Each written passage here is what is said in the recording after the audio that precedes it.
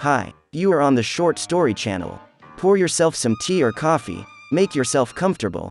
Now I will tell you about the movie Troll, 2022, from Netflix. Don't forget to subscribe so you don't miss the next videos. Tobias Tidman and his daughter, Nora, climbed the rock. There they had a view of the Rock of the Trolls. Nora's father and mother, from childhood, told her tales about the trolls that live here. The father tells Nora that if you believe in trolls not with your mind but with your heart, then you can see them on a rock. Nora tries and she succeeds. Do they really exist? We'll find out later.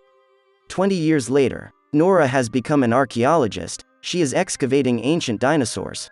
The team does not believe that they will be able to find anything, but suddenly Nora stumbles upon a dinosaur skeleton. Meanwhile, a little further than this place, the miners are digging a passage in the mountain. Activists gathered near the place of work, who are against it. Despite the protests, the workers blow up the mountain. For some reason they go inside and suddenly, a rumble and a roar can be heard from the depths of the mountain. Suddenly, the mountain begins to collapse and all the workers are swamped. Meanwhile, an emergency message arrives at a military base in Oslo. The Prime Minister is summoned on urgent business, and the incident is reported to her. From the place of the incident, traces of huge legs are visible from the air, which breaks off for several kilometers. Nora, meanwhile, is celebrating with her colleagues the discovery of a dinosaur. However, the military arrives in a helicopter for her and takes her to the base. All high ranks gathered there, from generals to the Prime Minister. Together they try to find a reasonable explanation for what happened.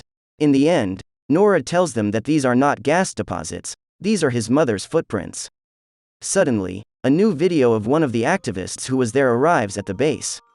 The video does not clearly show what happened, but it is clear that a creature jumped out of the mountain with arms and legs, and, not least, of a huge size. Meanwhile, not far from the scene of the incident, grandfather and grandmother live quietly and peacefully. Their tea party is interrupted by a small earthquake. Fortunately, they manage to escape in the basement, and their half of the house is torn apart by someone's leg.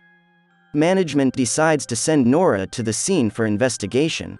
On the way by helicopter, we are better acquainted with the next hero with Andreas Isaksson, who, although he works in the Prime Minister's office, wants to become a writer. Suddenly, they discover that old people's house. They decide to go down and check what is there. Grandfather and grandmother report that they did not really see anything, only a huge shadow that hung over them. Here we get acquainted with the next hero, the captain of the Special Forces, Christopher. Together they follow the giant's footsteps, but the trail breaks off and they find nothing. Nora realizes that this is most likely the troll she was told about as a child, but she is too stubborn to accept it. She decides to turn to her father for help. Nora's father believed in trolls so much that he was once put in a psychiatric hospital. The guys fly to Nora's father, where he meets them very warmly, since the conflict is avoided. After a small verbal skirmish between father and daughter, the father asks to be taken to the place where the trail ends. They arrive at the place where Nora's father, Tobias, begins to explore the area. Nora notices a strange smell, the smell of nature, but very strong. The father insists that this is a troll. A skirmish begins again between the daughter and the father. While they were arguing, two eyes wake up behind them. Suddenly, a huge, earthen troll begins to rise from the rock. The guys rush to the helicopter and somehow they manage to fly away from the place and call the headquarters via video link. The guys return to the headquarters and report. People from the authorities, and to be more precise, specifically one not very smart guy, do not understand what it is and do not want to believe that it is a troll. Tobias insists that it is a troll. But not the headquarters, nor Nora herself do not want to believe in this. That's how stupid they are. As a result, the command decides to give the case to the military. Nora, Tobias and Andreas beg Christopher to take them with him. At the place stay the military. The time is night.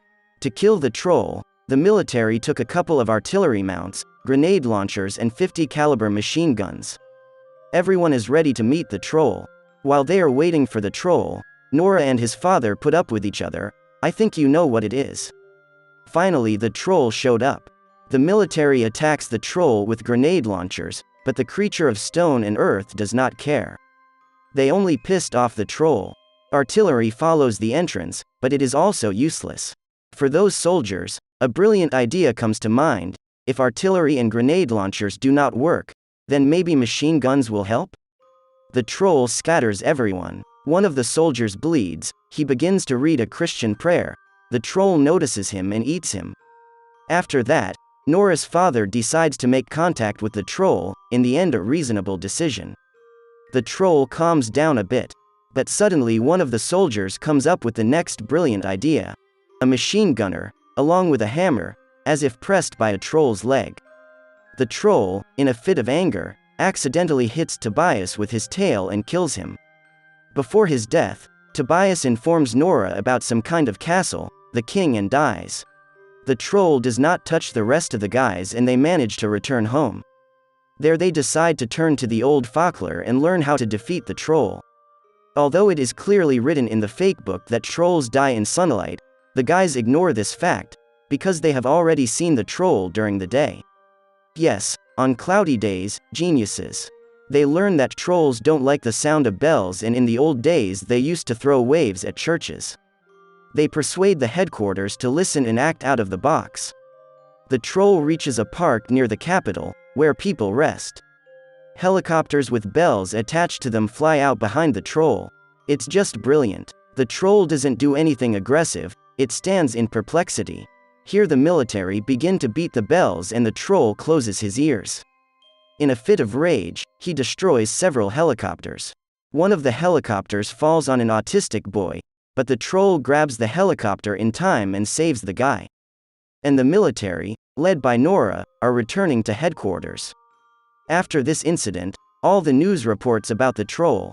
The troll is moving towards the capital, Oslo. Therefore, the command decides to evacuate all citizens. The command also decides that in a special case they will use a special weapon. I think you understand what I mean. On the way from Oslo, Nora finally deciphers his father's words. The troll is moving towards the king's palace in Oslo. They stay in the palace of the king of Norway. There they are met by the heir to the king or something like that. It turns out he was acquainted with Nora's father. It was they who put Tobias in a psychiatric hospital, because he talked too much about trolls. The guys are led to a secret basement where the bones of the trolls lie. The heir, that's what we'll call him. He says that if you build a throne on the site of the previous king, then this promises good luck. We also learn that that troll, the last troll in the world, used to be a king and now he wants to return to his place. While examining troll bones, Nora discovers that troll bones turn to stone when exposed to ultraviolet light. Then they come up with a plan to kill the troll. Nora calls Christopher and tells him. Next to Christopher, how conveniently the store of ultraviolet lamps is located. The troll is met by the military in the city, but they are powerless. Then the command decides to launch a rocket into it, with a special nuclear filling. Nora and the others are still in town, so they ask one of the hackers at HQ to hack into the system and stop the missile attack.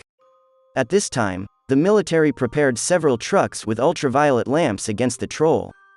But they need time to prepare everything. Thanks to the hacker, the rocket attack is cancelled. Nora has fastened the skull of a baby troll to her pickup truck and thus tries to lure the troll to the military. The plan succeeds and the troll runs after her. The troll is met by the military, but they are still not ready. At this time at headquarters, one of the bustlers notices that a hacker has hacked into the system, catches her and orders the bomber to attack the troll. A little later, the military on the ground manages to turn on all the ultraviolet lamps and the troll slowly begins to turn to stone. The rest of the headquarters are ordered to cancel the bombing, but that idiot insists on the bombing. Fortunately, the hacker girl knocks him out with a right hook. Suddenly, the tumor in Nora Tiedman's head informs her that it is wrong to kill a troll this way. She cuts out the lamps. She yells at the troll to get the hell out of there. But the troll stands and thinks, "Look at these dumbasses. Now I will crush these little people, return to the castle and somehow object to my kind, so that later I could take revenge on people and make all the people eat my nuts." Fortunately, By this time dawn comes and under the rays of the sun the troll turns into a hill. The troll dies, everyone is happy, the end. That's all for now. If you liked the video, please subscribe and like. And then suddenly Levi Ackerman appears and cuts the troll's neck.